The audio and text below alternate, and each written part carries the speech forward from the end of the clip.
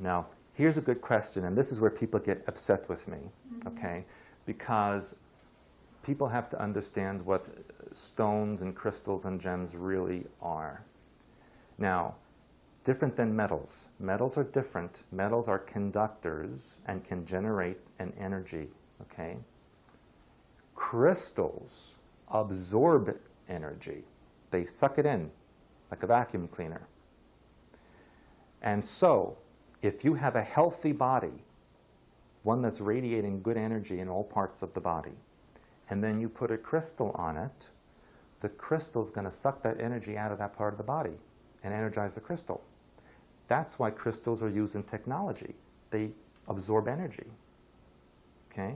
The only way to get the energy back out of the crystal is by transmitting or beaming either a laser or electronic beam into the crystal to disperse the energy elsewhere.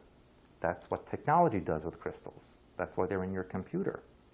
It's dangerous, for example, for someone to wear a chain around their neck over their heart chakra, and they say, oh, this is radiating energy for me. Well, if you could see energies and you know what crystals do, it's sucking your heart energy right out. Okay?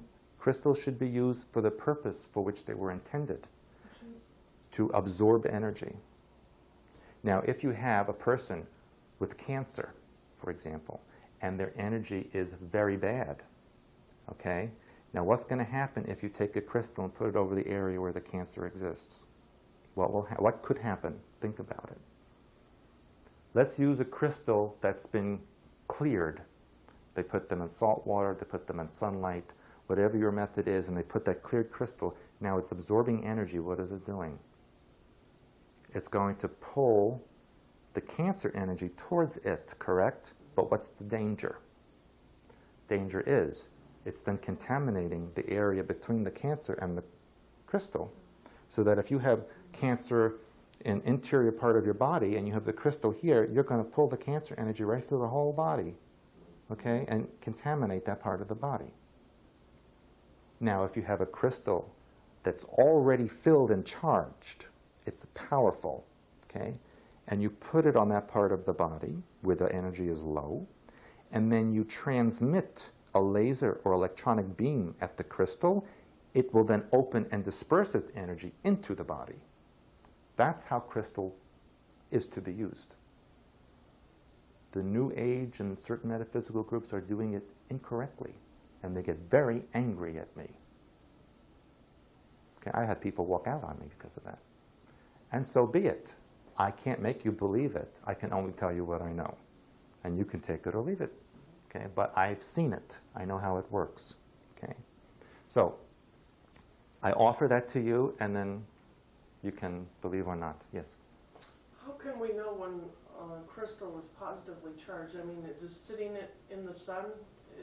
Not necessarily. I mean, if you have a crystal someone gave you or you bought it, the best thing to do with it is to clear it out, usually soaking it in sea salt, usually in sunlight for a day will clear it out, and then you rinse it in cool water, fresh water, okay? And then how do you program it? How do you program a crystal? Now, many people think they can sit and they can hold it and think about it, right? But the act of keeping it in your hand or putting it, it's pulling that part of your body out, see? Really, crystals should be programmed through technology, not through human beings, because it's dangerous for human beings. It pulls your energy out. It pulls it out like a vacuum cleaner. Again, a charged crystal, one that has been fully energized, can only release its information and energy through a transmission of electromagnetic or laser beam passing through it. I always wear it. I'm going to wear it today. Good. But I'll go back home and bring it so we can check it out. But it's got crystals, and it's silver, and it's got crystals that have been organized and so. And I haven't recharged it. They told me to put it in the sun every couple of months. Yeah. But when you have metal around it, like silver is a very good conductor, okay? So usually gold and silver and other metals energize or conduct whatever crystals are through it or around it. Okay, gold is a very good metal, and silver is a very good metal, and so is copper, to have with the body, because it acts as a conductor of the energy, helps the energy flow.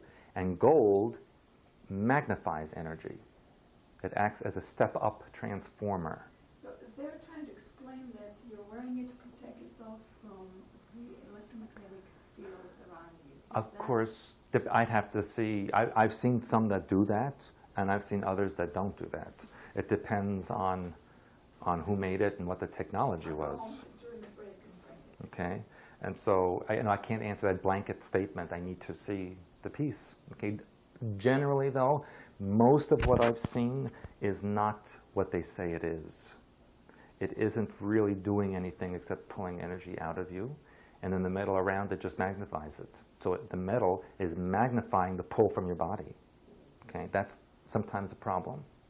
Okay, that's why I like to teach people to see, even if they can't see physically, but see mentally what the energy is doing. Always see what you're doing. Just like you wouldn't cook with a blindfold on, neither should you heal others with a blindfold on.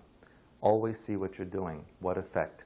Don't assume if I do this to a person that X, Y, and Z will follow. Maybe it won't for that person.